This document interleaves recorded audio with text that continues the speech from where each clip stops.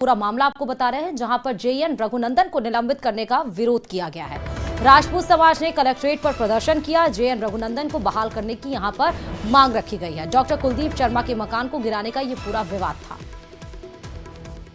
तो एडीए भूखंड विवाद मामला आपको बता रहे हैं। दरअसल यहां पर क्या हुआ था कि डॉक्टर कुलदीप शर्मा के मकान को गिराया गया था। उसके बाद डॉक्टर एसोसिएशन के तले उस दिन भी प्रदर्शन हुआ था। 3-4 दिन तक लगातार प्रदर्शन चला था और उसके बाद ब्राह्मण समाज भी प्रदर्शन करा था। उसके बाद कुलदीप शर्मा मतलब जो डॉक्टर एसोसिएशन के तहत जो मांग रखी गई थी वो मांग ली गई थी, उसमें कमेटी भी बनाई गई थी और उसके बाद एक्शन भी लिया गया था। लेकिन जेएन रघुनंदन को बहाल करने की मांग अब रखी जा रही है। ज्यादा जानकारी के साथ संवाददाता अशोक भट्ट इस खबर पर जुड़े हैं। पहले तो डॉक्टर कुलदीप शर्मा को लेकर ये बवाल मचा था, अब जेएन रघुनंदन को बहाल को लेकर ये बवाल मचा है। अशोक, क्या कुछ जानकारी? जी बिल्कुल, 20 मार्च को जो डॉक्टर कुलदीप शर्मा है उनके निर्माणाधीन मकान को जो है एडीए के द्वारा गिराया गया और ये बताया गया कि गलत तरीके से ही जो है मकान को गिराया गया, जिसके विरोध में प्राइवेट डॉक्टर्स एसोसिएशन के साथ साथ ब्राह्मण समाज ने भी अपना कड़ा विरोध जो है वो जाहिर किया। जिसके बाद जेएन रघुनंदन सिंह है उनको जो है निलंबित कर दिया गया था। इस निलंबन के विरोध में अब लगातार जो है राजपूत समाज लामबंद हुआ है।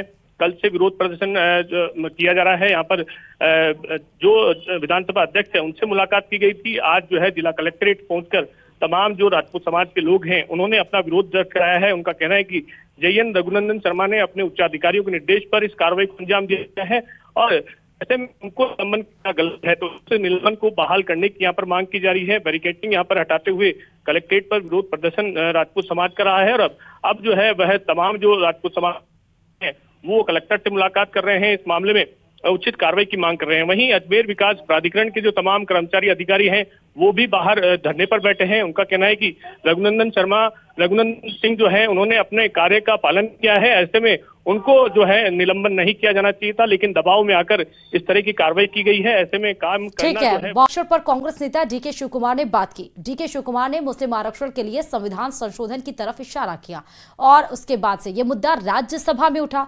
राज्यसभा ने पहले संसदीय कार्य मंत्री किरण रिजिजू ने सवाल उठाए और इसके बाद जेपी नड्डा ने कांग्रेस को घेरा और कांग्रेस पर संविधान बदलने की बात कही।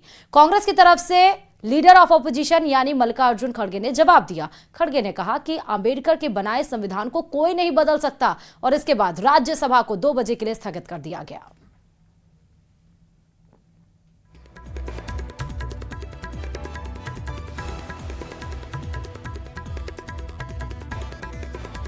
माननीय सभापति जी, बहुत दुख के साथ कहना पड़ता है कि जिस तरीके से कांग्रेस पार्टी बहुत संविधान की रक्षक बनती है, वो संविधान के बारे में जिस तरीके से उन्होंने उसकी धज्जियां उड़ाने का प्रयास किया है।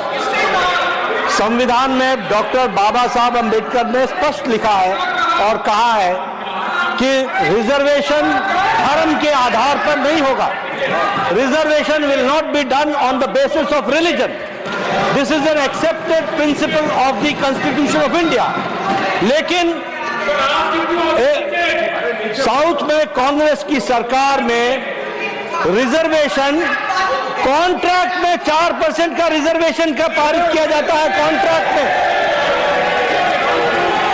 रिजिजू जी ने रेफरेंस दी है, डिप्टी चीफ मिनिस्टर ने स्टेटमेंट दिया है हाउस में कि जरूरत पड़ेगी तो हम संविधान को भी बदलेंगे।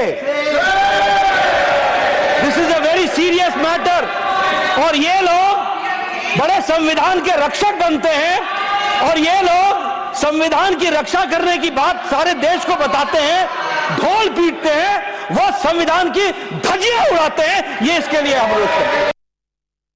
मैं यही कहूंगा, कौन सा वो आदमी जिनको कहा देश का संविधान बदलने वाले हैं। देश का संविधान जो डॉक्टर बाबा साहब अम्बेडकर ने बनाया वो कोई बदल नहीं सकता। रिजर्वेशन भी कोई खत्म नहीं कर सकता और उसकी रक्षा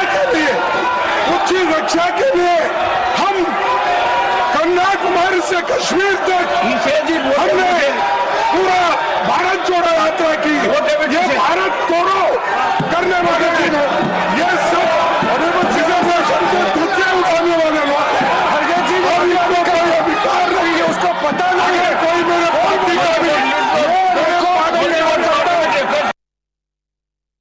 संसद में हंगामा बढ़ा तो डीके शिव कुमार मीडिया के सामने आए। उन्होंने अपने बयान को तोड़ मरोड़कर पेश करने का आरोप लगाया। डीके शिव कुमार ने कहा कि उन्होंने कभी संविधान बदलने की बात नहीं की।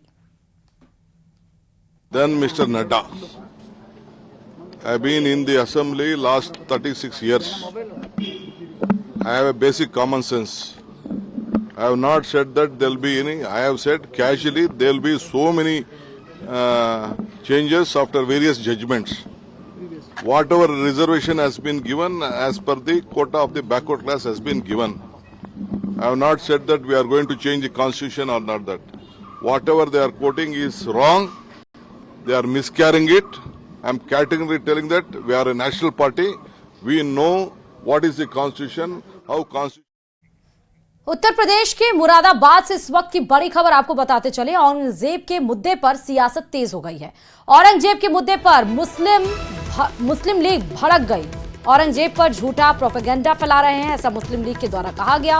औरंगजेब ने 200 मंदिरों को जागीरें दी, उन मंदिरों पर बुलडोजर चलाएं, उन्हें खत्म करें, तब औरंगजेब की बात करें। ये बातें देश में नफरत पैदा करेंगी।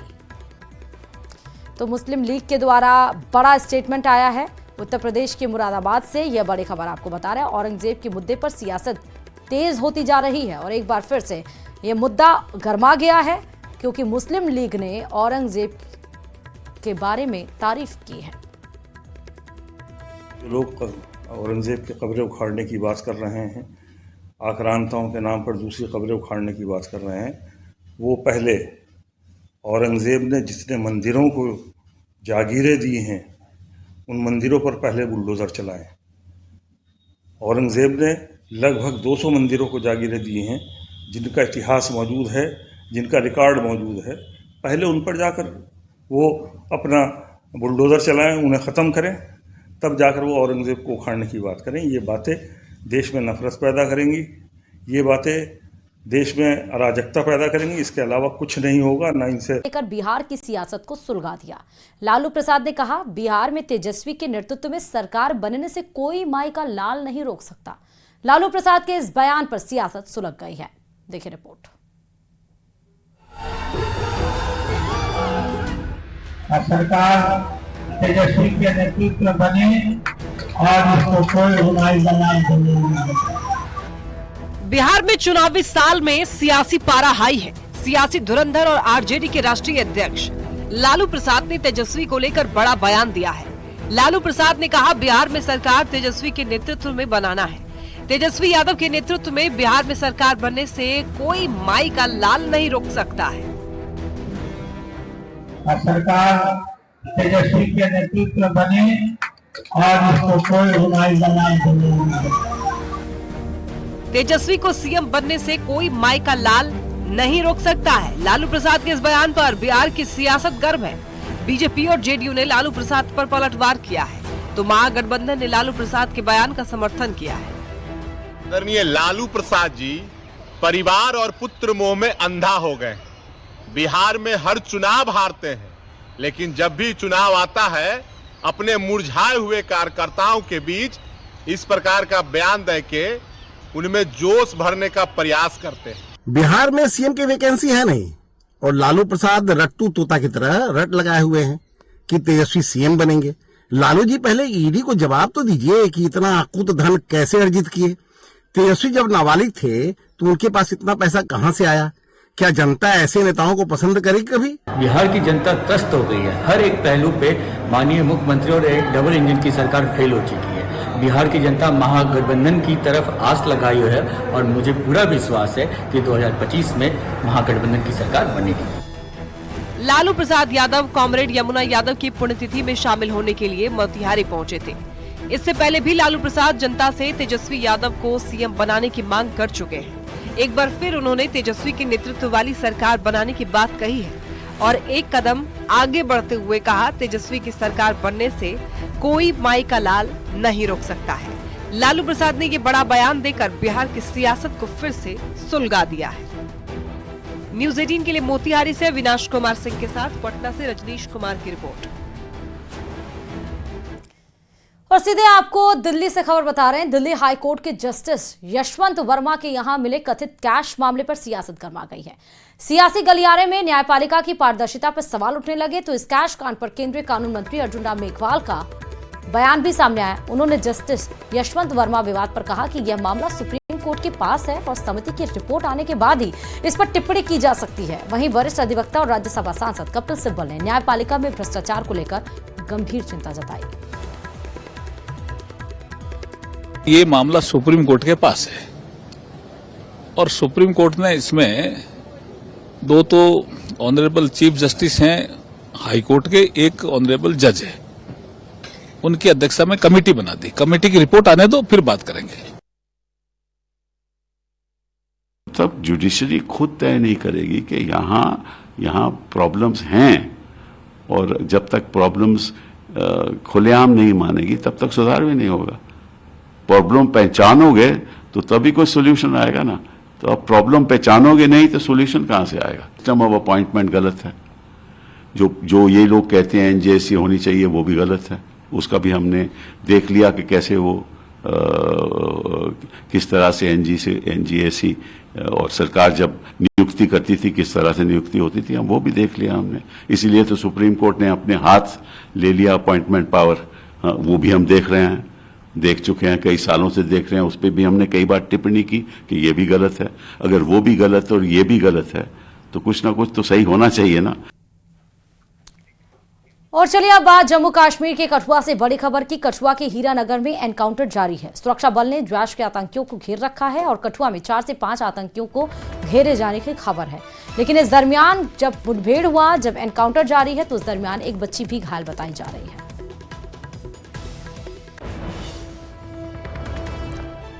तो तस्वीरें आपको दिखा रहे हैं जहां पुलिस जाब्ता तैनात किया गया है। जवान यहां पर डिप्यूट किए गए हैं। लगातार जो जंगल में छिपे आतंकी हैं उनकी सूचना मिली थी, उसके बाद से चप्पे चप्पे पर पुलिस की यानी कि जवान की नजर है। और उस दरमियान जहां एक तरफ जंगलों से गोलियों की आवाज आ रही है तो यहाँ पे जवान भी बिल्कुल एक्टिव मोड में नजर आ रहे हैं। और इस दरमियान ये भी खबर आई कि 3 से 4 आतंकियों को जैश के हमारे जवानों ने घेर रखा है। लेकिन इस बीच एक बच्ची को गोली लगने की भी चुप रहो।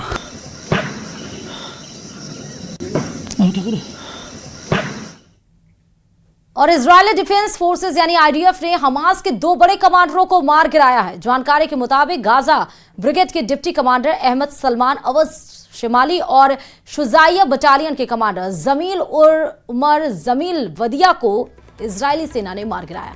शिमाली हमास की हमलावर रणनीति और 7 अक्टूबर के नरसंहार की तैयारी में शामिल था, जबकि वादिया आईडीएफ के खिलाफ हमले और बटालियन को दोबारा संगठित करने में जुटा था।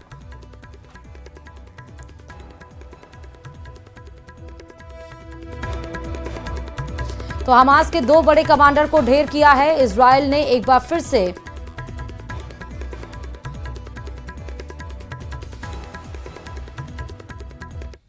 और इसी के साथ ही आपको यह भी बताते चलें कि बस्तर में नक्सलवाद अब अपनी आखिरी सांस गिन रहा है।